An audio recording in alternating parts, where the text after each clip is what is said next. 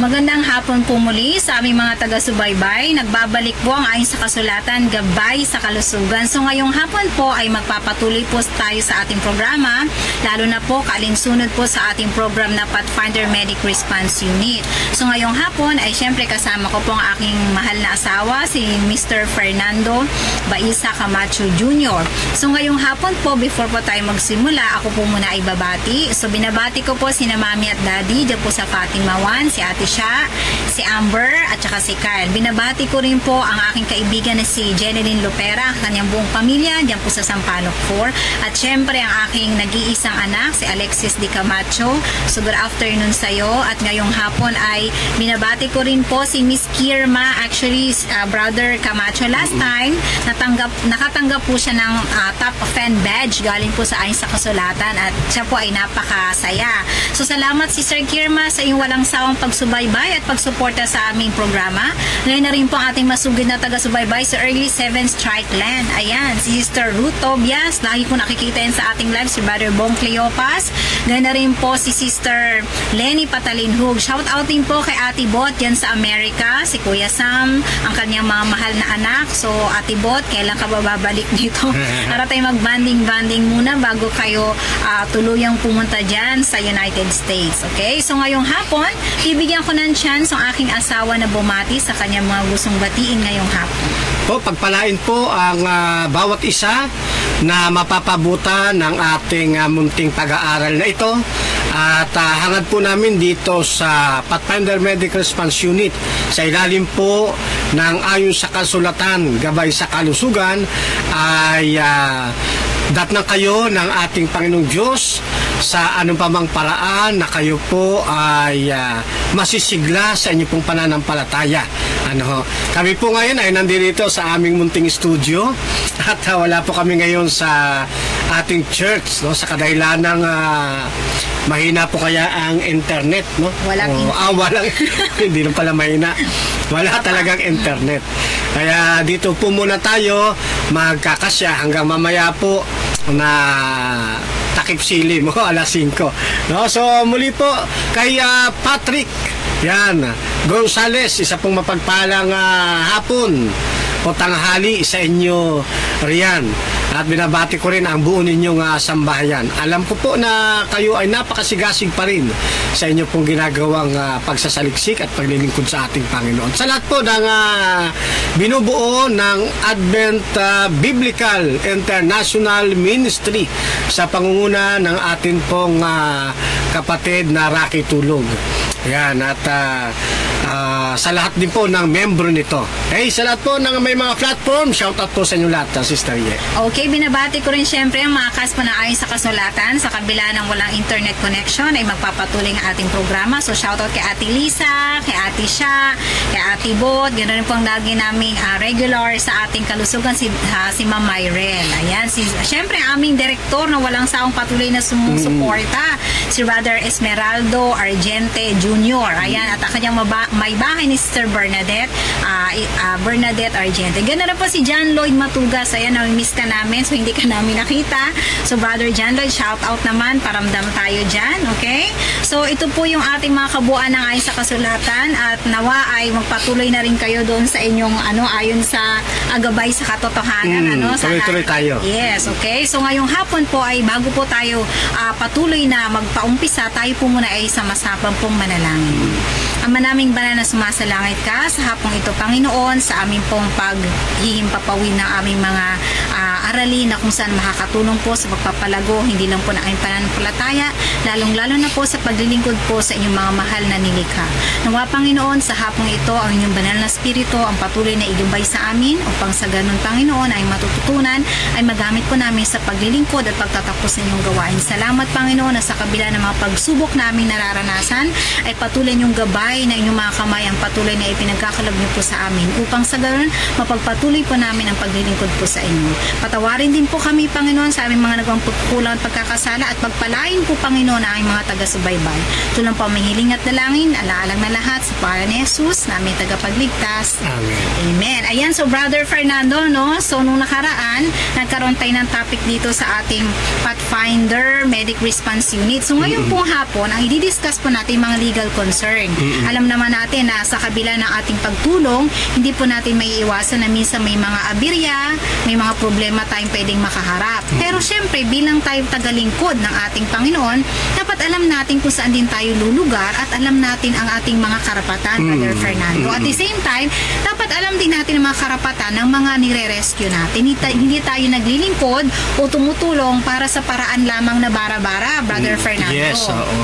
Kaya nga itong ating ipinaglilingkod na Pathfinder Medic Response Unit na isa pong in-upgrade na pagtuturo o pagbibigay ng kaalaman tungkol sa standard first aid, maging sa basic rescue at iba pang health issues. So bilang health advocate ay isinusulong natin sa bawat churches, kung meron man sa hapong ito na gustong lumahok sa ganitong uri ng gawain ng iglesia, sa ilalim po ng Pathfinder, ay mangyaring kontakin po ninyo kami ng kapatid na Ye, nang sa ganon ay makapaglagay po tayo dyan ng chapter o di kaya branch, para naman sa tuwing mayroong mga pagpupulong ng iglesia o kaya may mga palaro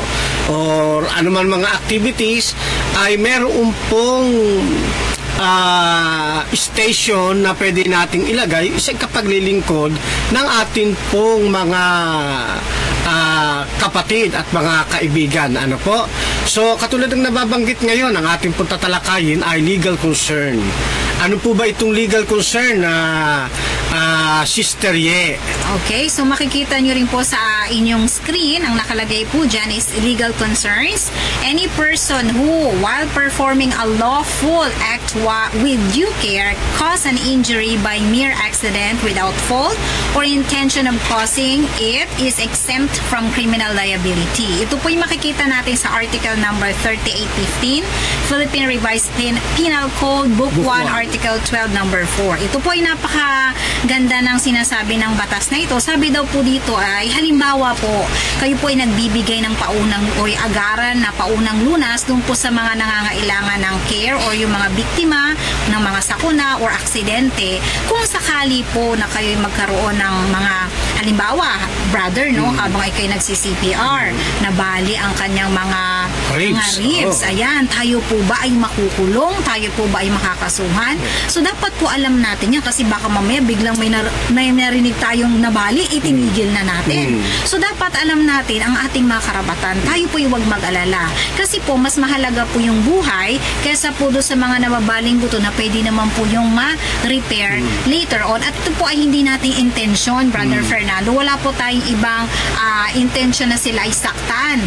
Ngunit ang ating pong primary or pinakauna nating intention ay masagip ang kanilang buhay. Kasi alam naman natin na ang ating Panginoong Jesus ay nabayubay doon sa krus ng Kalbaryo. Diba? Tumagas ang kanyang dugo, brother, para man lang maligtas kahit isang kaluluwa ay ayaw niya pong mapahama. Kaya po, kung sakaling sa panahon na tayo nagbibigay ng mga agaran at paunang lunas ay nagkaroon ng injury itong tao na ating tinutulungan, ay wala po tayong pananagutan. Tayo po exempted doon or tayo ay hindi makakasuhan. Basta tayo po ay susunod sa pamantayan ng tamang paglalapat ng agarang paunang lunas. Ano? Kasi tama naman sinasabi ng kapatid na lalo na kapag nagpe-perform tayo ng CPR.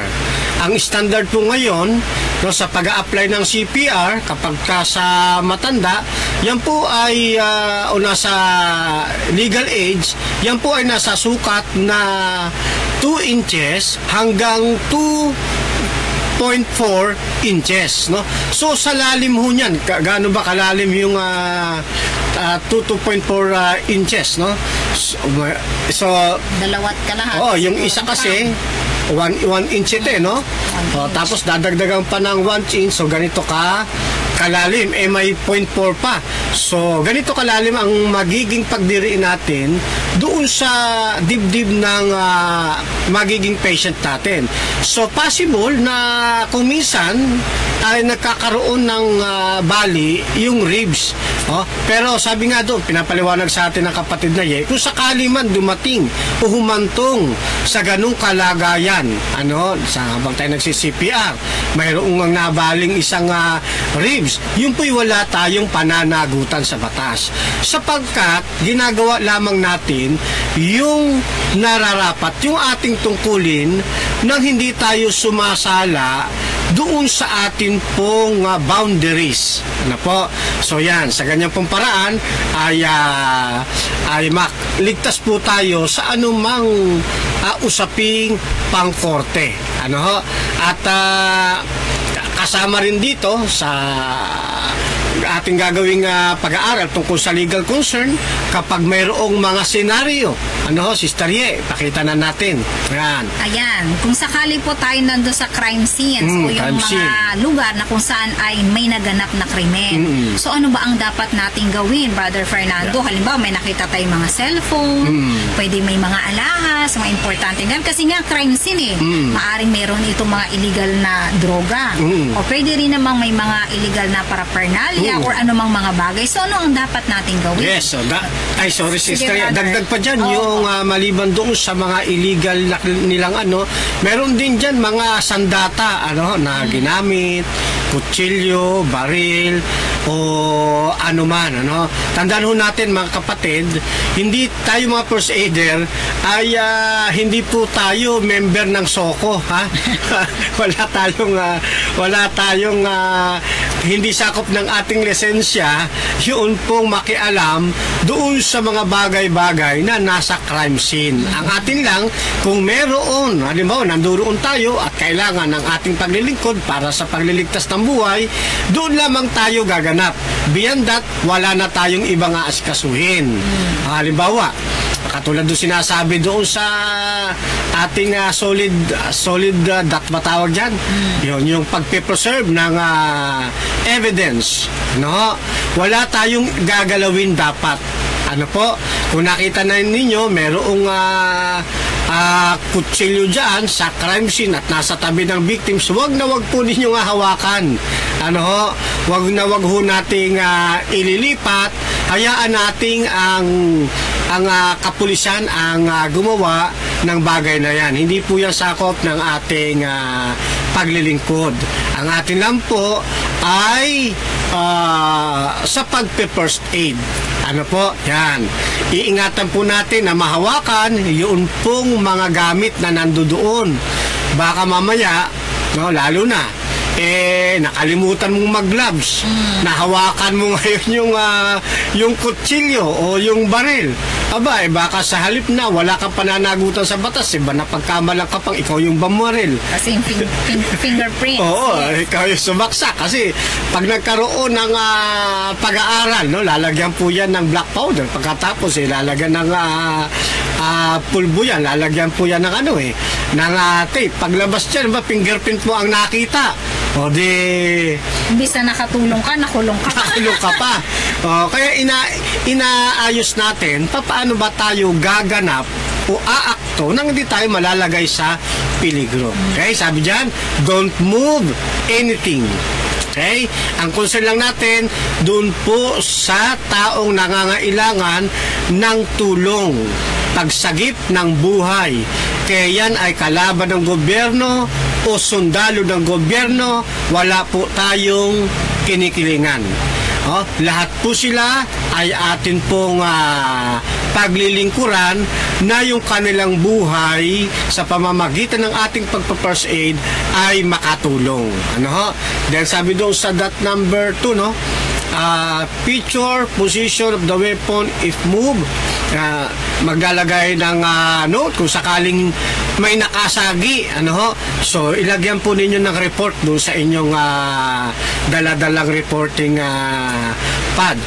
Tapos picture the position of the patient. So lagay rin po ninyo na mayroong picture nang sa gayon intact yung atin pong pagre-report. So lahat po ng makabubuti, Sister Ye, na hindi malalagay sa peligro ang ating pagliligtas ng buhay ay dapat po iti-take note po natin. Yan. So yan po yung nasa crime scene scenario, kapatid na Ye. Okay, so magdagdag ako konti, Brother Fernan, lalo na po dito sa Pilipinas. Sa ibang bansa kasi, minsan pag may mga na-aksidente, wala silang pakialam. Wala. Dito sa Pilipinas, konting kibot lang, ang mga sinasabi nga marites, ayan, laging naka-antabay. Parang katulad na lang nakaraan, Brother Fernan, nung papunta tayo ng 13, ay may na-encounter tayong na-aksidente. Aba, ang mga tao gustong-gusto nang patayuin si ate. Sabi, yan ay bungguan po yan ng tricycle at ng motor.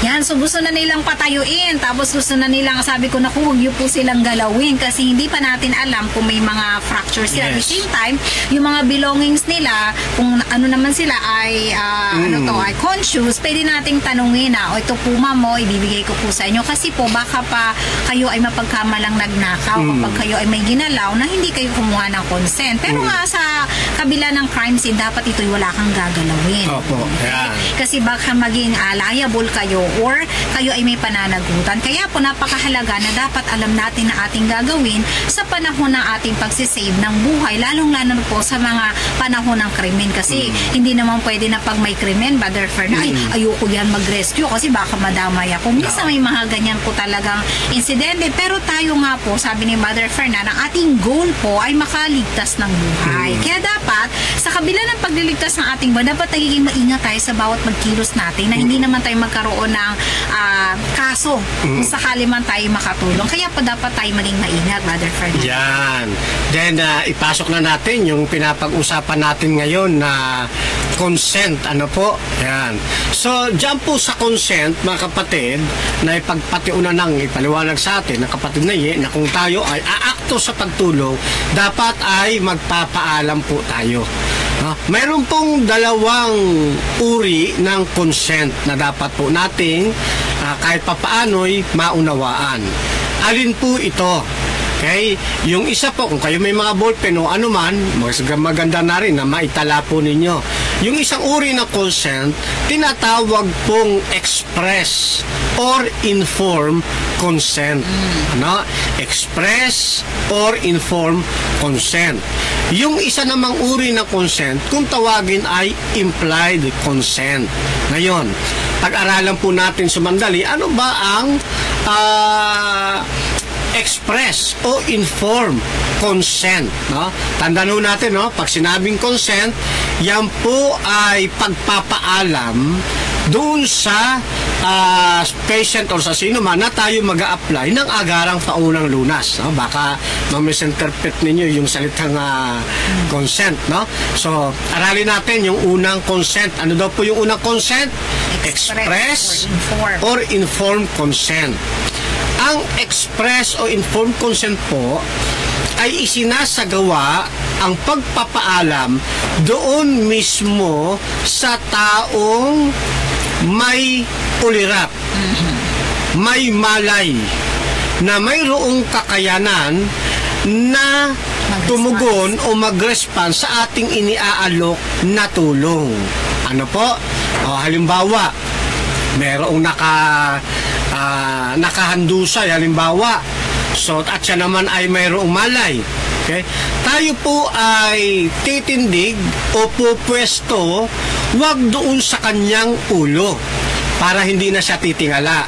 Ano po, ang magiging pwesto natin, mas maigi po dito na sa parte ng gilid ng kanya pong katawan.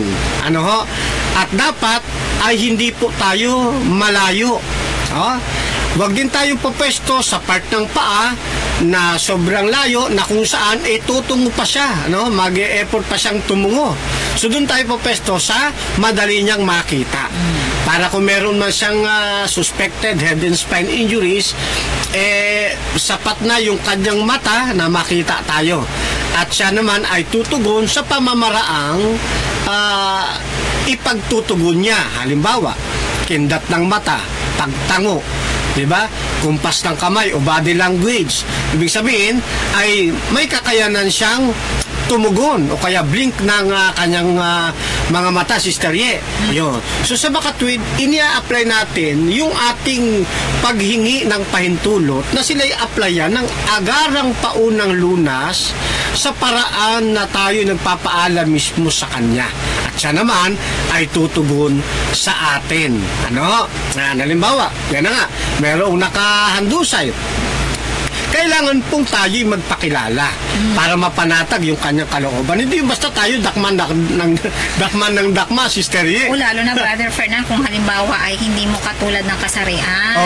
Sip-sip, mahirap po yun. Yes, oo. Tanda natin, hingi tayo ng consent. At dapat magdala kayo ng gloves. Para makikita niya na kayo ay nasa aktong pagtulong talaga. No? Makita lang niya, hindi pa kayo nagsasalita. Nakita na niya na meron kayong nakagloves kayo. Iisipin na agad niya, kayo po ay rescuer na makakatulong sa kanya. Then, pakilala po kayo. Halimbawa, ma'am or sir, ako po si Fernando Camacho, isa pong first aider. Ganyan, ano? Pwede ko po ba kayong tulungan? Yun. Kailangan nating humingi ng consent. Ano po? Kasi karapatan niya po yun. Okay? At the same time, sa kaligtasan din natin yun. Kasi mamaya, bigla mong dinakma. Hindi ka humingi ng consent. Baka bigla kang, kung may barilin, baka bigla kang barilin.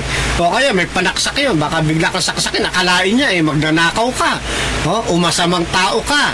Ano? Kasi sa panahon ngayon, marami nang nagkalat, Sister Ye, na na masasamang loob eh. So kinakailangan tayo ay akto bilang first aider. Ngayon, sa kabila ng ating iniaalok na pagtulong, mga kapatid, lahat ng tao may karapatang tumanggi sa ating iniaalok na tulong. Marahil tatanggi sila, iba-iba kadahilanan. Maaaring wala siyang tiwala sa iyo nang ikay nagpakilala. O di kaya naman hindi siya panatag. At ang gusto niya talagang yung mga medical practitioners. O di kaya naman ay religious matter. Tulad halimbawa mga kababayan nating Muslima. Lalo na kayo lalaki, bawal sa kanila na mahawakan ng lalaki. Lalo na yung mga talagang relihiyon ng Islam. So, kapag sila ay tumanggi, mga kababayan, ano dapat ho natin gawin? Yan. Huwag ho nating ipipilit yung ating gusto. Hindi tayo makikipagdebate sa kanya. Hindi tayo makikipag-argue. Tumanggi. Ba't ayaw niyong tulungan ko kayo?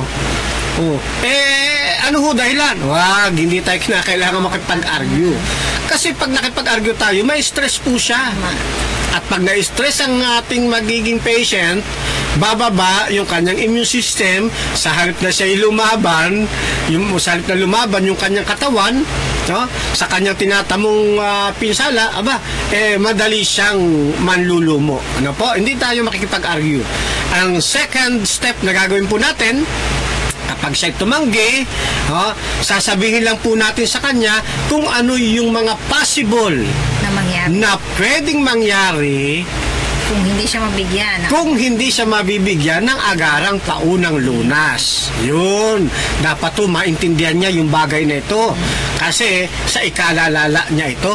Halimbawa, tumatagas yung malakas ang pagtagas ng kanyang dugo. Yung pagtagas ng kanyang dugo is talagang sumisirit. Ang tinamaan halimbawa o yung sugat na kaya sumisirit yung dugo kasi yung kanyang kapilyari talagang nadali kaya sumisirit. Hindi kaya nakita mo yung kanyang dugo medyo kulay maroon ang lumalabas, hindi siya sumisirit pero umaagos. Maroon. So anong ibig sabihin? Ang may damage sa kanya yung kanyang venous vein. So sa pagkakataong ito dapat sabihin natin kung ano yung possible na pwedeng mangyari kung hindi natin malalapatan o mapapatigil yung kanyang pagdurugo ng labis. Yan. So, at marami pang iba na pwede tayong ipaghalimbawa. Ano po?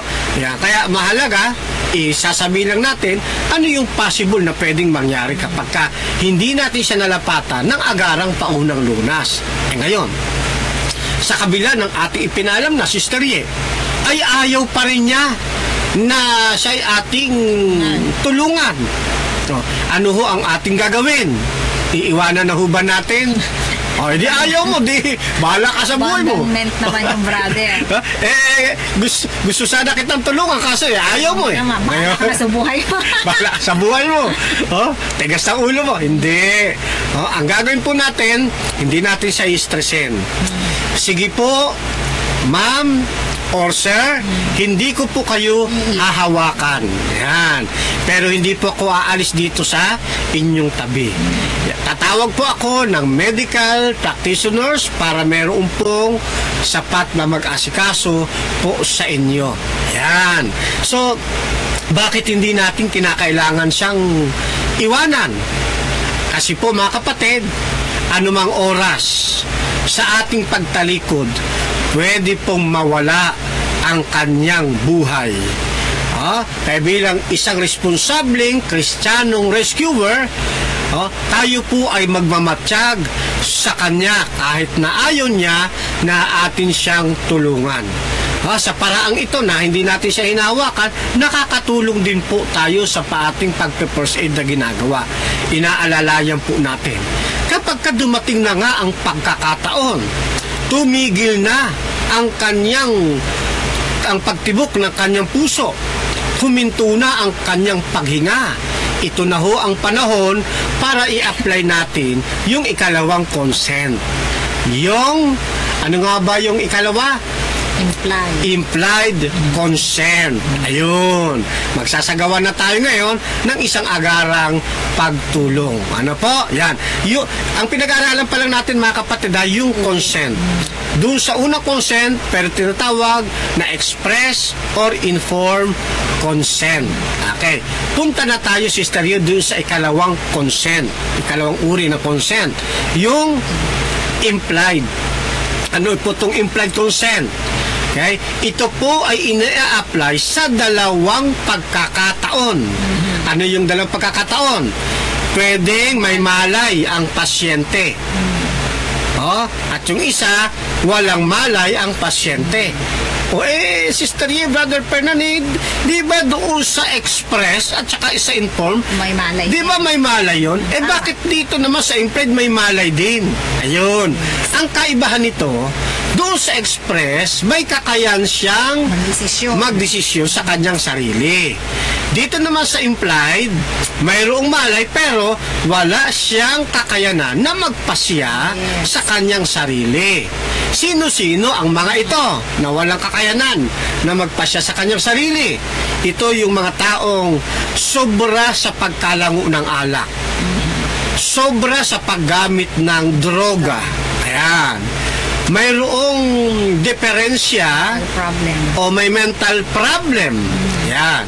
Baby. Mga bata. Yan, mga bata. Yan. So sa implied consent, nagpapaalam tayo kahit na siya'y may malay, hindi sa kanya, kundi doon sa kanya pong mga kasama. Pwedeng sa mga kaibigan, kamag-anak, Wala yan, bystanders. kapamilya, or sa bystanders. Yan. Papaano po yun? Halimbawa, ganito. Oh. Ako po si Fernando Camacho, isa pong trained first aider. Pwede ko po ba siyang tulungan? Yan, no? So, kanina, pwede ko po ba kayong tulungan? Dito naman, pwede ko po ba siyang tulungan? Ayun. Humingi tayo ng paintulot doon sa bystanders, sa kapamilya, doon sa ano pa ba yan? Kaibigan, mga kaibigan. Ayan, no? Ano nga ba, Sister Ye, yung Tagalog ng bystanders? Mga nakatunghay. Nanonood. Mga pusisero, marites, mga marites. Ano, tambay na. Mga padaan-daan. Yan, no? Pero pagdating sa English, no, social, no? Bystander. Ganda nung ano eh. Pag tinagalo mo, sumasagwa eh. Pero bagamat sila yung mga ganoon, magagamit natin sila sa pagliligtas ng buhay. Ito na nga, yung ginagawa nating paghingi ng consent. Ayan. Ngayon, ini-apply din ito doon sa walang malay. Dahil walang malay, kahit na siya ay nasa matinong pag-iisip, di mo rin siya makausap. Walang malay eh. So, paalam pa rin sa mga taong nakapaligid. Yeah, sa nakapaligid.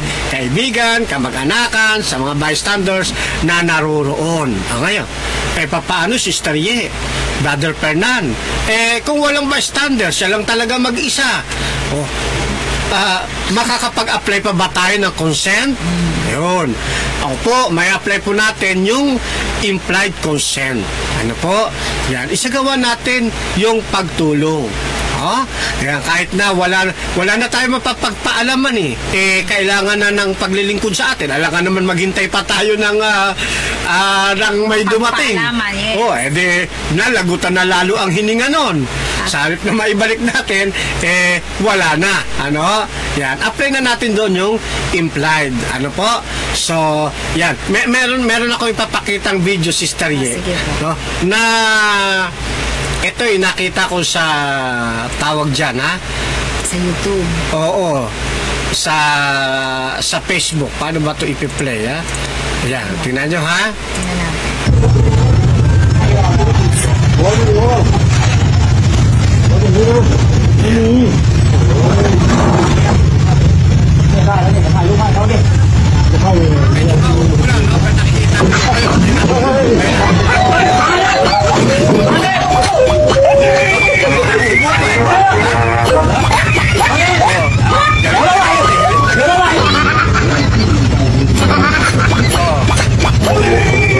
Ulitin natin. Nagkagano. Ano? So mga first aider sila, no? Contest pa. Nilagay yung spine mo. Tapos, tinihayang mo.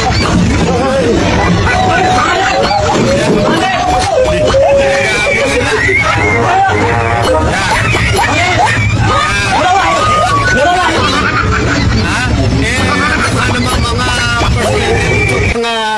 Mga nag-asikaso sa kanya. Bakit ganon? Ayun. Kasi mayroon silang pagkukulang. Wala sa standard yung kanila pong ginawa. Yan. Ano po yung nagkulang po doon? Hindi muna sila nag-apply ng tinatawag na Abu. Ano po yun? Yung, hey sir, are you okay? Yan. Hey, kuya, ayos ka lang ba? Yung tinatapik natin. Nakita nilang nakadapa, basta na lang nilang dinampot Tulog lang pala. Tutulog lang pala yun. Pinaghahabol sila. Sabi nga nila lokohin mo na ang lasing, huwag na ang bagong gising. Isa pa sa nakikita ko dyan, mayroong mga may mga bystander yan sa gilid. Pwede ka magtanong. Yun, no? Pwede kang magtanong, tapos humingi ka ng consent. Yan, ano? At huwag ninyo kakalimutan sa tuwing tayo mag-a-apply ng agarang pagbibigay ng paunang lunas, no? Yung pagtapik sa patient. Yan. Hey sir, are you okay? Hindi naman kailangan English, pwede namang Tagalog, Bisaya, o sa anumang paraan na. Oo, basta itong malaga makita natin, na siya nakakapag-react. Kung itong taong ito na taong grasa, tinapik-tapik muna nila, hey sir, ayos ka lang ba? Di nagising ito, hindi sila pinaghahabol. Ikaw ba naman maalimpungatan, inilalagay ka na doon sa spine board pag hindi ka nagalit yan. So, ito yung maging aral doon sa mga bystander natin sa mga gustong magligtas ng paunang lunas, no? So I think maliwanag sa atin yung consent, Sister Ye, no? Yan. Then now yung ikalawa namang yung number 2 sa ating pong legal concern. Ano naman to sa Sister Ye? Okay, so sa pangalawa po nakikita niyo po yung standard of care. So sa pagbibigay po natin ng mga paunang lunas, dapat alam po natin ano yung mga dapat nating gawin. Yeah. Kasi labing standard, tayo ay may sinusunod ng mga rules at meron tayong responsibility sa pagbibigay nito. So dapat napapauna na natin, di ba, sa standard of care, dapat titingnan muna yung kapaligiran. Katulad noon, bigla na lamang nilang dinampot. Pwede na magtanong na, kuya, ano ba yan? Tulubi ba yan? Regular ba yan nandito? Yung pala, ay tulog lang yan. Ganito oras tulog, di ba? Kasi hindi yung muna chinek yung lugar na inyong pinuntahan. Basta-basta na lang kayong, siguro, baka ayaw nila ng mga pulubing pakalat-kalat. Baka injection na lang yung pampatulog. So, dapat inaalam po natin yung lugar. Okay? So, kailangan po nating alamin ano ba yung mga standard of care. Kung nakita naman talagang kailangan, tapos, brother, kailangan safe din, bago tayo mag-rescue. Baka may mga malalaglag dyan na kung ano. Safety first. Yes. So, kaya nang baka may mga dumadaan na malalaking sasakyan, pwede natin lagyan muna ng harang or gamitin yung mga bystanders. So, nakaraan nga po, may namit kaming aksidente, nakakatuwa, na magagamit po talaga natin mga bystanders sa panahon ng pagtulong. Nung naiinitan si ate, kasi po sa gitna po ng highway nangyari yung banggaan ng tricycle at ng motorsiklo.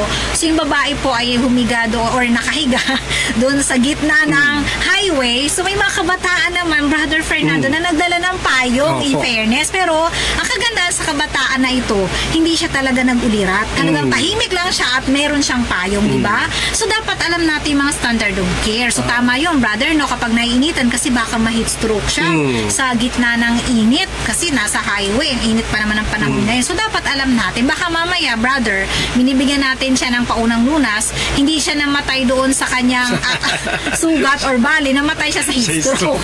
So, dapat alam natin mga dapat gawin. Okay? So, dapat check natin kung safe ba siya. At yung ginawa na asawa ko, hinarang niya yung motor. Medyo nag-alala ko baka bumagay motor namin, So, dapat kasi magkaroon tayo ng proper space kung paano siya bibigyan ng paunang lunas. At syempre, komportable rin naman yung biktima o yung pasyente na ating binibigyan ng paunang lunas. Yan, katulad yan.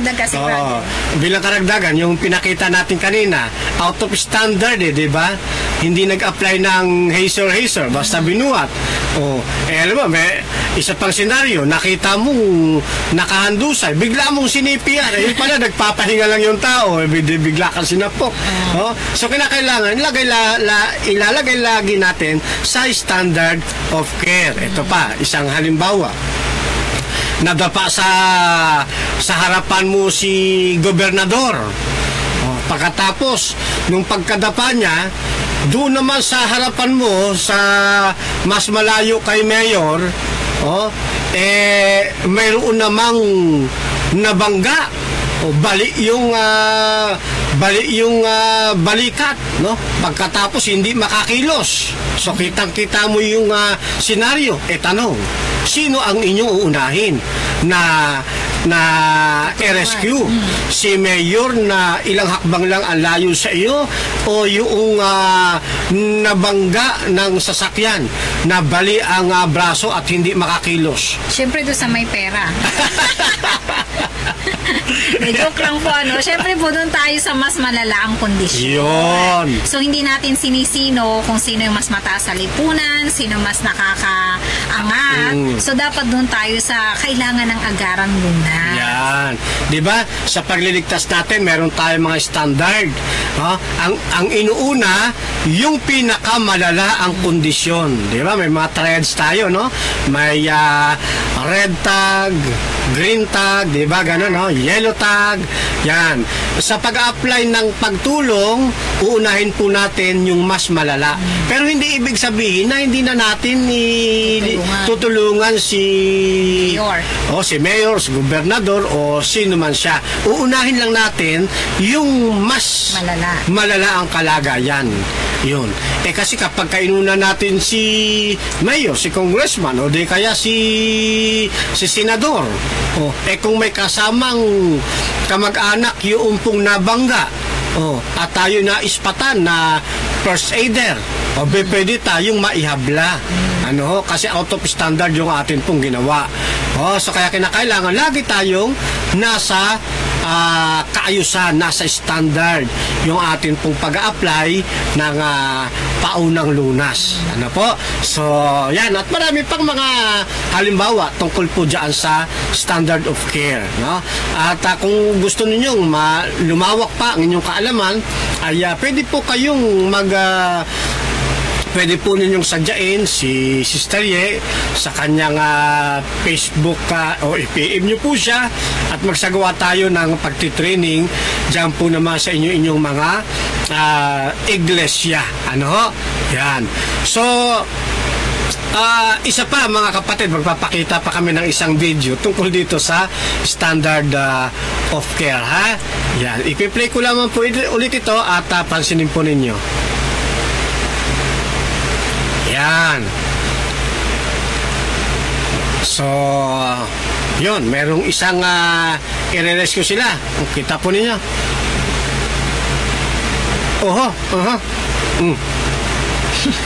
Sa tingin ba ninyo, standard po yung standard po ba ang kanilang ginawa? Pagkatapos, pagdating doon, no? Yun parang hinagis lang ulitin natin ang pagpiplay, ha? Sige, gusto ko matyagan po ninyo, ha? Okay, yan. Yun, nag-uusap sila, po? Tapos yung tao na nakadilaw, tignan po ninyo kung paano ilagay sa stretcher. Yun, parang hinagis lang, tapos ang mamadali, gumulong, ulit, buhat. Ayan. So ayun, nasubsob na naman. Tapos ayan. So minamadali nila at ayun, pagdating doon ay inihagis nila, no? Ayun, so dito nagkakaroon na sila ng pagsisisihan. Bakit? Tingnan, kasi hindi standard ang pagkakagawa. Biruin mo basta mo itulak doon yung may injury doon sa stretcher. Tama. Makikita nyo talaga. Pero kung titignan mo, mga rescuer din naman ng mga ito tapos bigla na lang ibinagsak.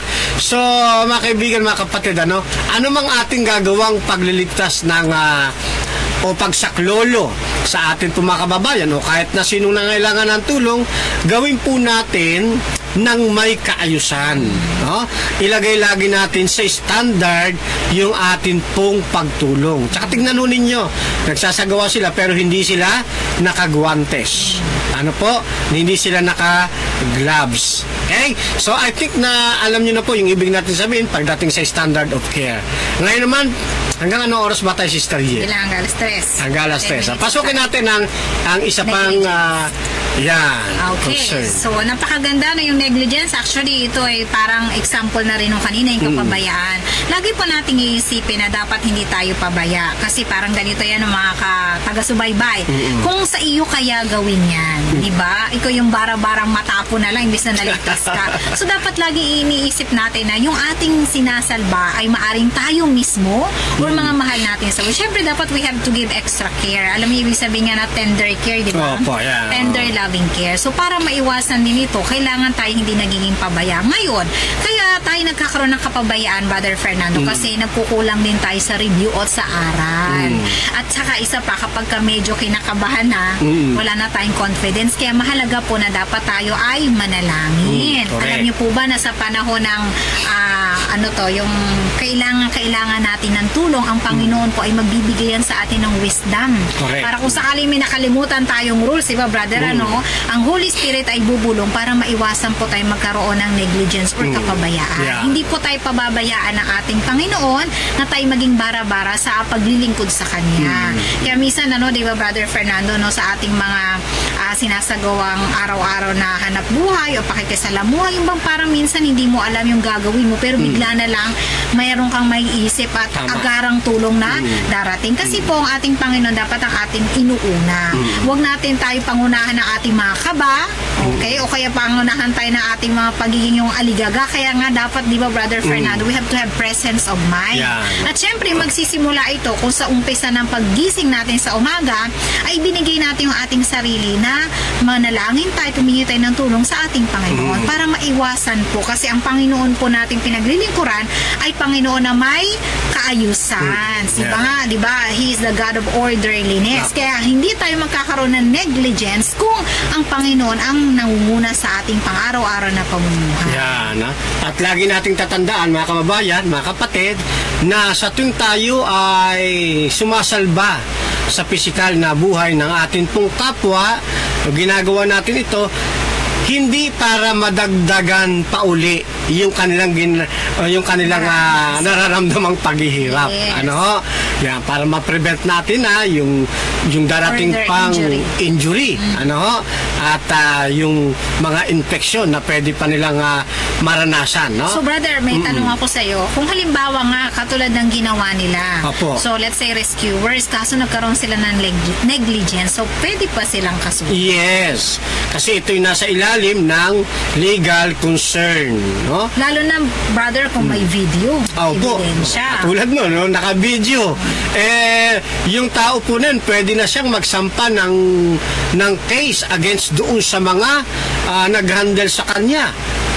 Kasi nakita nyo naman yung sitwasyon na naging pangyayari.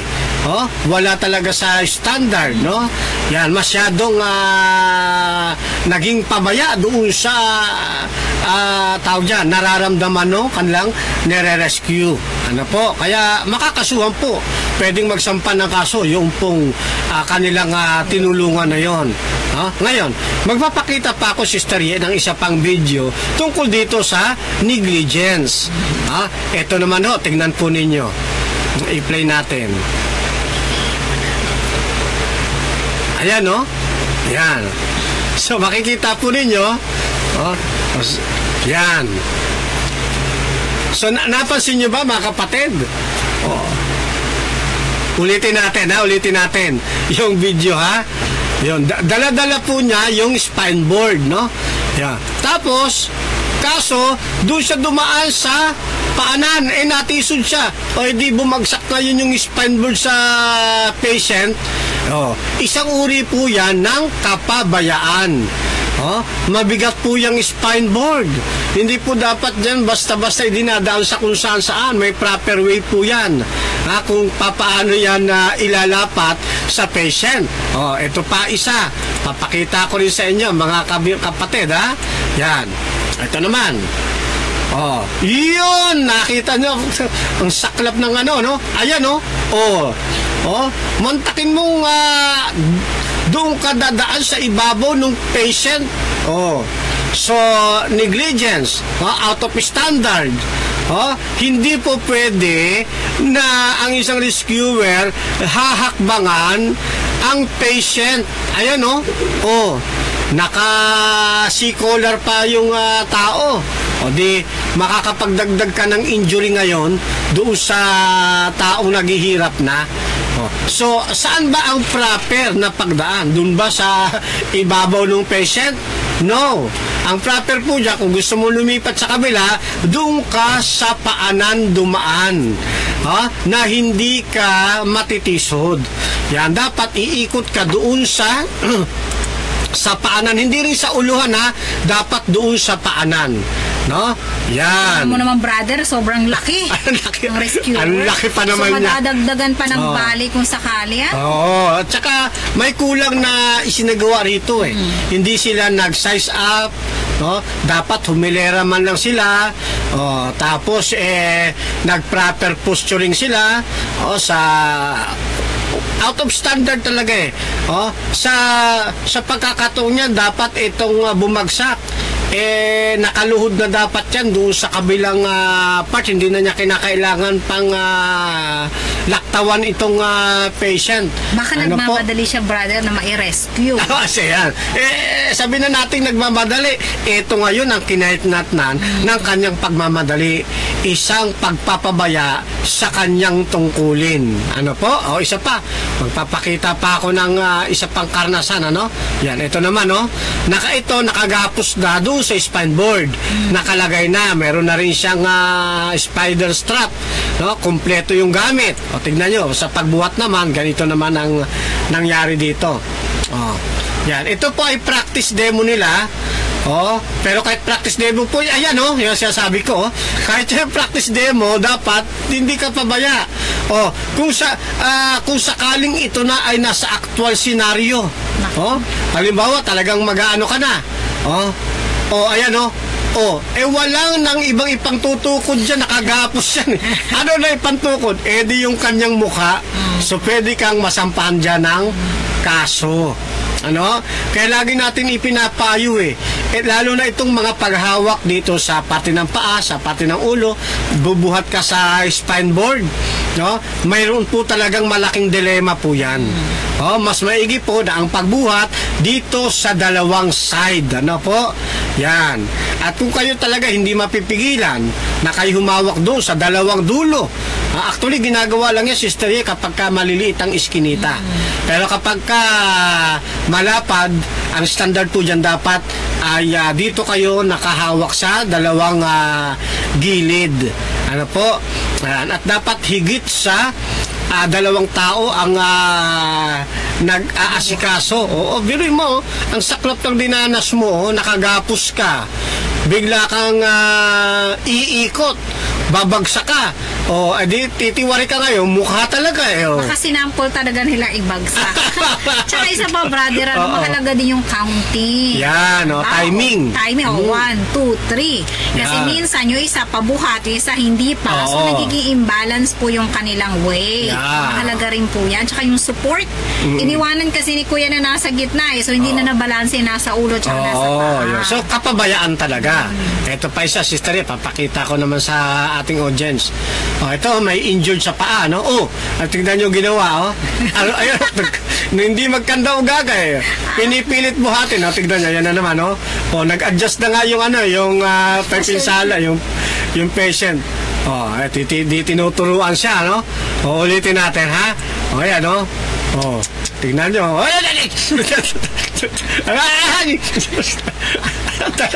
talagang ulitin pa talaga niya. Hindi na nga niya kaya kita mo? Siguro iisip niya mas malakas yung puwersa niya sa likod. So kaso ang problema, hindi niya makikita. Hindi, mali ang procedure. Okay, ito pang isa. Sige, bigyan pa natin ito ng daan, Ito, nasa spine board na ipapasok naman ito, sister, sa ambulance. Yan, ang ganda na kanilang pabihira. Diba? Negligence. Bago magpaandar, bago paandarin, yun pong may gulong na yun na pinaglalagyan ng spine board, tiyakin na yan ay nakalak. Pag hindi nakalak yan, tutumba talaga yan. Kasi yan talaga ang purpose yan Tumitiklop yan, yung nasa unahang gulong, para titiklop yan para maipasok doon sa ambulance. Pag hindi mo nailak yan, yan talaga mangyayari. Ulitin natin. Ayan, di kawawa, walang magagawa. Yung tao, nakagapos yan eh. Yan, ayan, ha? Di ba? So, kapabayaan po yan. At dapat, nakaantabay kayo doon sa patient. Tama. Hindi lang doon sa pupuntahan ninyo. Pero mo, ang dami-dami nila, wala man lang sumupot sa dalawang gilid. Yan, Ngayon, so ito last na ipapakita ko, Sister Ya. Ito naman, talagang nasa ano na to, ambulance. Ayun, ayun, nahulog, mula sa ambulance, ibinaba. Tuloy-tuloy pagbaba hanggang lupa Baka gusto na nila ilibing, brother. Kita ninyo, ayan, Parang wala pang mara yung babae. Wala pa siya talaga sa kanyang, mahina pa So, kapabayaan. Ano po? Yan. Ang isang talagang tunay na rescuer dapat maingat sa lahat ng bagay. Siguro mauubos pa ba natin to? O sa susunod na lang yung iba? Ay brother, dalawang slides na lang tayo. Dalawang slides na lang. Yes, tapusin natin. So at least nakita natin at na-realize natin, mga kapatid, yung tinatawag na negligence. Huwag tayong maging pabaya upang hindi tayo malagay sa usaping pangkorte. Pasok tayo, Sister Ya, sa susunod Okay, natin. so kasunod po natin pang-apat ay abandonment. Ayan yung pag-iiwan. Katulad nga kanina na sinasabi ni brother, halimbawa yung pasyente or biktima ay ayaw magpatulong. Then halimbawa hindi mo pa kasundo, bahala ka dyan. So iiwan ba natin? So sabi nga ni Brother Fernando, tayo po ay pwedeng makasuhan. So dapat anuman ang kalagayan ng ating mga pasyente o biktima, kasi po may mga nararamdaman silang hindi maganda. So sa panahon ng ganito, irritable talaga sila, Brother Fernando. At the same time, paano nga naman, Brother Fernando, kung halimbawa yung nadisgrasya or biktima ay isang medical person. Tapos ikaw rescuer lang, so minsan wala sila talagang tiwala. So gusto nila, hindi, tawagan mo yung kapatid kong doktor. Ay gusto ko siya mag-asikaso sa akin kasi ako yung doktor din. So hindi natin sila mapipilit. So bilang tayo ay naandoon na, hindi po dapat natin sila iwan. So tayo yung magbibigay ng mga positive encouragement. Pwede natin sila ipag-pray, pwede natin silang kausapin para hindi sila makatulog kasi mahalaga rin na dapat sila ay awake, brother, habang wala pa ang rescue. Yun nga, kapag wala na, nawala ng mala, yun, pwede na tayong pumunta dun sa imply. Ngunit habang gising pa, ay wag natin din talagang iwan, o kahit wala pa yung rescuer na dumarating, wag nating iwan kahit pa ayaw nila. Kasi po, ito ay isang malaking pananagutan. At the same time, isipin na lang natin kung tayo nasa kalagayan niya, brother, Minsan may mga irritable talaga. Actually, sabi nga sa ating pag-aaral, yung mga may sakit, yung mga may nararamdaman, may mga disgrasya o bali, normally po talaga sila ay irritable. So tayo bilang mga Kristiyanong, mga taga first aiders, dapat po tayo ay yung taong mahinahon at inuunawa yung kanilang kalagayan. Lagi nating isipin na tayo nasa mabuting kalagayan at tayo magbibigay ng mga positive encouragement sa kanila. Huwag natin sasabihin na, naku, nauubos na yung dugo mo, mamatay ka na, bahala ka dyan. So dapat pumayag ka na. Darating yung doktor na tulong mo after 15 minutes, lalo sa Pilipinas, Brother Fernando, yung nakaraan pong nakita namin disgrasya, ang tagal po dumating. Actually, kaharap lang niya talaga yung barangay, pero wala pong dumating agad-agad. Ang tagal pang dumating ng ating ambulansya at ng mga first aiders. Kaya po, sa kabila ng ganitong mga sitwasyon, irritable man, nahihirapan man tayo, wag natin silang iwan. Kasi pwede po tayo talagang makasuhan. Yun po yung abandonment. May dadagdag ka, brother? Yes, isa pa dyan, Sister Ye, kasi nagpakilala ka di ba? Pagka nagpakilala ka at natandaan ka niya, tapos bigla mo siyang iniwan.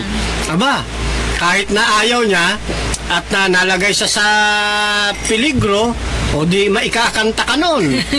Kanina may first aider dito, pangalan si Fernando kaso iniwan ako So, ano natin yon? Ngayon, isa pa, nagpakilala ka, sabi mo, Sir, ma'am, ako po si Fernando Camacho, isa pong licensed first aider. Pwede ko po ba siyang tulungan? Yan, di pumayag yung bystanders, maya-maya tumunog yung cellphone mo, Di pagbukas mo sa cellphone mo nakalagay, where na you? Dito na mi. Hindi ka dating. Yan. Ngayon, yung palang nag-chat sa'yo, Aba, girlfriend mo, meron pala kayong tagpuan. Paano ko yun? Maya-maya, nag-chat ulit. No. Kapag hindi ka dumating sa loob ng 5 minuto, break na tayo. Patay. Yan, no? May mga ganyang mga pagkakataon, no? Wala ka na sa wisyo. Kaya bilang first aider, dapat ipaalam mo sa iyong girlfriend, sa iyong asawa, ano ba yung pananagutan mo o responsibility mo bilang first aider. Dapat maging maunawain din yung partner mo. Ano? Kasi pag pinili mo, kasi usapang damdamin yan mas matingkad ang damdamin, sabi nga nila iniwan mo, may date kayo, ang sarap-sarap ng pagde-date nyo, kakatuwaan kayo. Mas masarap naman yung kaysa makulong ka. Kinabukasan magugulat ka, may sumpina ng darating. Abay, yung palang sumpina mo, meron kang inabandon. Iniwanan mo yung isang taong nangangailangan ng agarang paunang lunas. Lalo na nag-agaw buhay ito, ay kailangan talagang ma-rescue at iniwanan natin. At merong kamag-anakan siyang naruroon, natandaan ka ngayon. O di, magkakaroon ka ng pananagutan sa batas. Inabando na natin yung tao na dapat sanay buhay pa. Yes. Dagdag pa po, okay lang po sana kung yung mga nire-rescue natin walang alam sa batas. Paano kung alam nila yung mga ganyang uri? Hindi yan tatahimik. Talagang kakasuhan ka niya. Kaya dapat tayo nagiging maingat at alam natin mga dapat natin gawin. Isa pa magbigay ako ng example, may napanood ako, ito nga about sa feelings. Yung babae ay ikakasal. So pupunta siya dun sa kanila sa church. Kaso may nakita siyang babae na may mga sugat. So tinulungan niya. Ang hindi niya alam, itong babae pala ay isang magnanakaw. At meron siyang nilaslas na lalaki doon at nagnakaw din ng isang kotse. Tawag na ng tawag kasi kakasal na siya, brother. So ano bang uunahin niya ang kanyang pag-ibig? Nakagown pa siya. Siya, pulis. Siyempre, ang mga pulis may alam naman talaga yan sa pag-rescue. Anong gagawin niya ngayon? Tutulungan niya ba yung lumalabas na nadugo dun sa tiyan ng lalaki or pupunta siya sa kasal niya? So wala siyang nagawa. Yung wedding gown niya, pinangtali-tali niya doon sa bumubulwak na dugo at hindi niya talaga iniwan. Pero naunawaan siya ng kanyang pakakasalan kasi alam nga ng lalaki na may duty bilang isang pulis. So sa mga kamag-anakan, huwag naman tayo masyadong demanding. Huwag natin gawin na sa panahon na alam natin nagliligtas siya ng buhay, bibigyan natin siya ng choices na mahihirapan siya magdesisyon na maaari namang ikakos ng death ng mga taong tinutulungan. So, lagi natin isipin na mas mahalaga ang buhay ng tao kaysa sa ating mga nararamdaman. Sabi nga lilipas din yan. Sabi nga, may panahon para dyan. So, dapat naunawaan natin yan. At saka yung inyong kalawakan ng isipan sa inyong mga partner na mga rescuer, hindi nyo ba alam na nagiging kasangkapan na rin kayo para makapagligtas ng buhay ng iba? Ayun. Kaya kapag may maganyan, encourage nyo po yung inyong mga sa buhay na nasa gampanin ng pagpe-first aid. Palakasin yung kanyang loob, suportahan po ninyo. Parang ako, sinusuportahan naman kita. Oo. Kaya dito sa abandonment, isa lang ibig sabihin dito, huwag natin silang iiwan. Kaya masarap po magmahal ng first aider. Tama. Ang Panginoon nga, hindi tayo iniwan sa kabila na tayo nagkasala. Ang Panginoon ay patuloy pa rin kumakatok sa ating puso na gusto niya ang bawat kanyang nilalang ay maligtas. Kaya ganoon din dapat ang ating aim, Brother Fernando, na dapat kung pwede nating masagip ng lahat ng buhay na nandun sa bingit ng kamatayan, mas gugustuhin po ng ating Panginoong Diyos. Kasi yun pong ating ultimate goal sa ating pong Pathfinder Medic Response. Okay, so brother, wala na tayo after. So punta tayo sa last part. Yan po ay confidentiality. Ito napakahalaga, Brother Fernando. Kasi sa pagsisave natin, meron talaga tayong mga hindi maiwasang mga matutuklasan. Okay? Halimbawa nga, katulad na sabi ni Brother Fernando nakaraan, ang pagbibigay ng tulong, hindi dapat tayo namimili. Correct. Diba, brother, na ating tutulong. Nakita natin ang daming tattoo. Diba? Tapos, ang daming hikaw. Naku, mukhang mukhang pusaka. Tapos, naka-t-shirt pa na ng orange, tapos may letter P. Naku, baka galing bilangguan. So minsan, kailangan nating secure yung ating bahala na to, iwas na lang ako. So ano ba yung gagawin natin? So sabi nga ni Brother Fernan, wala tayong dapat piliin ang ating sasagipin. Sa kabila ng ganun nilang case, kailangan pa rin natin silang iligtas. Kasi may mga authority naman na pwede naman natin itawag, i-save natin sila, tapos itawag sa ospital, Brother Fernan, na itatawag naman na po yan. So malalaman na po ng ating authority kung ano yung kalagayan ng kanilang mga kaso. Pero wag po natin silang iiwan at mananatili po itong confidential. Halimbawa, tayo nag-arrest ko yun nga sa isang let's say nakatakas at hinahabol at let's say nasugatan o nabaril. Ipaglalandakan pa natin. Ito preso kasi baka bubugin yung brother ng mga taong bayan. Hindi ka mananalo sa taong bayan, Brother Fernando, Lalo pag nakita nilang tumakas yung isang tao na yan. So kailangan maisip natin yung kanilang confidentiality. Kaya dito, papasok po yung data privacy. Pag sinabing data privacy, dapat yung makukuha natin mga impormasyon, it's just between you and the patient that you are rescuing. Dapat ito ay hindi natin ipagkakalat kahit sa ating mga misis, tama ba? O sa ating mga partner. Kasi po, parang ganito lang yan, tayo yung nagliligtas, mga doktor ganyan, may waiver silang pinipirmahan na anuman ang case ng ating mga pasyente, dapat ito yung mananatiling sikreto. Kasi po minsan may mga iniingatan po sila. Bigyan natin na halimbawa, Brother Fern, halimbawa, ngayon usong-uso yung magpa-enhance ng ating mga katawan. Halimbawa, mga babae, or let's say, hindi nagpa-enhance, naglagay ng mga double na pampalaki. Nakita nyo, habang ni-rescue, biglang nagtanggalan. Halimbawa, so kailangan ba natin itong sabihin? Siyempre, hindi. Kasi, baka mamaya, brother, yung tao na nire-rescue natin, hindi siya namatay sa namatay sa kahihiyan kasi na-stress. Lalo na po kung example po nito sa Korea, may nangyari po itong malaking aksidente. Kasi po sa Korea, meron silang tinatawag na Jinjilbang o ito yung mga hot spa. Mga spa. Doon po kasi sa spa, parang dalawa yun. Isa, pwede ka doon magwala ng damit, tapos pupunta ka doon sa mainit. Puro babae kayo. Nagkaroon ng sunog, Brother Fernando. Alam mo ba na mas maraming namatay na mga babae kaysa sa mga lalaki? Kasi hindi nila alam yung tatakpan nila. So ito ay namatay sila hindi nila alam lumabas dahil sa kahihiyan. So dapat tayo nagre-rescue, isipin natin yung privacy rin ng ating mga nire-rescue. Halimbawa, let's say transgender. Nagpapalit na pala, di ba? Ano ba natin siya? I-disclose, sasabihin ba natin sa ibang tao na, naku, transgender, akala ko ganyan. Dapat po tayo naging maingat. Kasi nga po, ang goal natin is magligtas, hindi mag-chismis, Brother Fernando.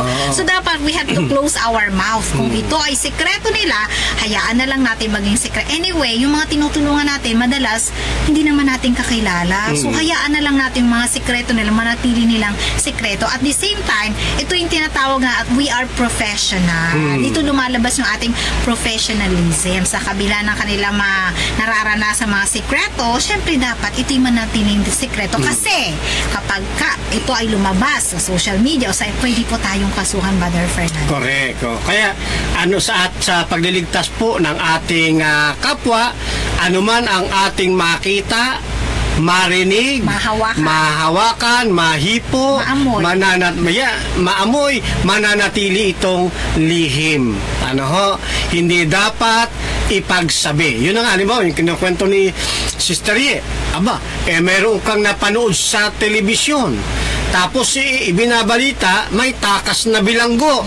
Ipinakita ngayon yung itsura, pati yung tato ng takas ng bilanggo. Eksaktong-eksakto, itong nire-rescue mo ngayon, ito yung takas na bilanggo. Para makumpirma mo siya nga, tinignan mo yung tato, siyang nga. Ngayon, may lumapit na bystander. Ang tanong sino ho ba siya? Ayan, hindi mo pwedeng ipagsabi. Pag pinagsabi mo ito, sabi nga ni Sister, ano mangyayari? Baka patayin ng taong bayan yan. Ano ba ang ating objective? Ang objective natin, di ba, to prolong life, to preserve life. Papatayin niya ng taong bayan. Mananatiling lihim. At kanino natin dapat lang sabihin? Doon sa darating na medical personnel. Ito na sinasabi ni Sister, pagdating sa ospital, hindi na rin naman makakalaya yun Magkakaroon pa nga ng gwardiya yun Yes. Diba? Police na darating. Isa pa, No? Di meron kang nire-rescue, lalaki. Oh, ngayon, merong lumapit na babae, pakilala, asawa siya. Oh, di natutuwa ka naman kasi may katuwang ka na. Sabi mo sa asawa niya, ma'am, pwede bang tumawag kayo ng ambulance na mayroong AED tapos balikan niyo po ako. Di ito na, umalis na yung babae, no? Kasi aalamin niya kung saan siya tatawag. Ngayon, may dumating ulit isang babae. Asawa ulit. Pakilala, asawa uli. Di ba, dapat mo bang sabihin? Parang ka na. Yung kanina, asawa rin, tapos ngayon, asawa ka rin pala. Kabit. Ayun, hindi pwedeng sabihin. Hayaan mo sila magkabukingan. Huwag lang manggaling sa iyo. Yan, kasi nga, ang ating pinag-aaralan, confidentiality. Ayan, no? Ano man ang ating matuklasan, mahipo, maamoy, marinig, masagi, hindi dapat nating ipagsasabi. Mananatili yung confidential. Sasabihin lang natin kanino? Doon sa angkop na tao na pagsasabihan. Sino yan? Di yung mga medical practitioners. Sapagkat pag dumating na sila, diyan na rin po natatapos ang ating gampanin bilang first aider doon sa actual na senaryo. Bilang pag-review, kailan tayo gumaganap? Mula doon sa panahong ang tao'y nadisgrasya o nangangailangan ng tulong, tayo po yung mag-fill ng gap na yon ng pagliligtas na pag-apply ng paunang lunas hanggang sa dumating ang medical assistance o yung medical yung medical health na darating. Pag dumating na po yun at na-endorse na natin sa kanila, natatapos na po yung ating actual na gampanin na yon. Ano na lang ang matitira sa atin? Yun pong walang sawa nating pananalangin sa Panginoon na itong ating isinasalba na ngayon na nasa ospital, na upapunta sa ospital, ay makaligtas dun sa kanyang dinaranas. Yan, Sister Ye. So, yan po yung ating aralin ngayon na tungkol dito sa legal concern. Yan. Bilang pagre-review, ano po yan? Pag-apply ng consent. Ang consent, mayroong dalawang akto. Isang inform o kaya express consent at yung isa naman ay implied. Then, pag mag-a-act ng pagtulong, mag-engage, dapat laging nasa standard of care. Hindi dapat tayo maging pabaya at huwag natin silang iiwanan. At the same time, maging confidential ang lahat at magpapatuloy ang ating pong panalangin sa ating Panginoon Diyos, kapatid na Ye. Amen. Okay, so wala na po tayo enough time, so dyan po natatapos ang ating program. So ngayong hapon ay kung may bati ka, Brother Fernand, mag-shoutout muna ako sa ating viewers. So hello kay Alexis Camacho at dun din kay Brother Early 7 Strikeland. So good afternoon, sabi niya ay magandang hapon. Magandang hapon din po sa inyo at salamat po sa inyo walang sawang pagsubaybay. Okay, Brother Fernando, baka may gusto ka pang batiin sa ating live program ngayong hapon. Opo, binabati ko na rin si kapatid na Gutaya Suset, kapatid na TJ Faith, na isang ating kaibigang Islam, at siyempre ang ating kapatid, patuloy natin binabati ang kapatid na Patrick Gonzales, no? Kasama ng kanyang may bahay, si kapatid na Rocky Tulog, ano po, at ang atin pong tatayo sa debate mamaya, si kapatid na Moises Tonyakaw. Ano po? Yan. Ano oras yan? I-announce mo na rin. Hindi ko alam po. 7 yata yan. Then yung mga nasa MBC, papauwi na. Ay patuloy po kayong mag-ingat. Sayang, hindi ako nakapunta riyan. Medyo mabigat kasi ang pamasahe. Malayo eh. Ayan. So, pansamantala, ay yan muna ang aking maging pagbati. Si kapatid na Raymond Kada, binabati natin. Baka next time, meron na tayong internet sa net, ay makapag-discuss ulit tayo. Okay, so thank you, Brother Fernando. So ngayong hapon po ay bibigyan ko po ng pagkakataon sa ating closing prayer si Brother Fernando. Sige, tayo po'y manalangin. Binabalik namin amang banal ang kapurihan sa inyo. Gayon din ng pasasalamat sapagkat muli na naman kaming nagkaroon ng pagkakataon na mapag-usapan na kami maging bahagi ng pagliligtas ng pisikal na pangatawan ng aming pong kapwa. Sa ilalim po ng inyong pangasiwa, patuloy niyo po kaming iingatan. 10 ng nakakasubaybay at makakasubaybay pa sa programa pong ito. Pagpalain po, Ama, bawat isa, patawad sa mga pagkukulang sa pangalan po ng aming Panginoong Sus. Amen. Huwag po kayong aalis dahil po susunod ang Gabay sa Mga Kabataan.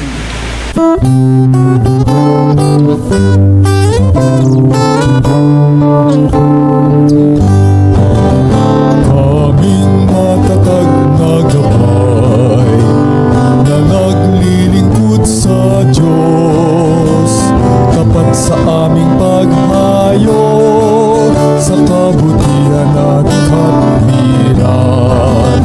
Ang pabalita sa lahat ay tunay na kaligtasan. Jesus, aming hari, darating sayon sa akin.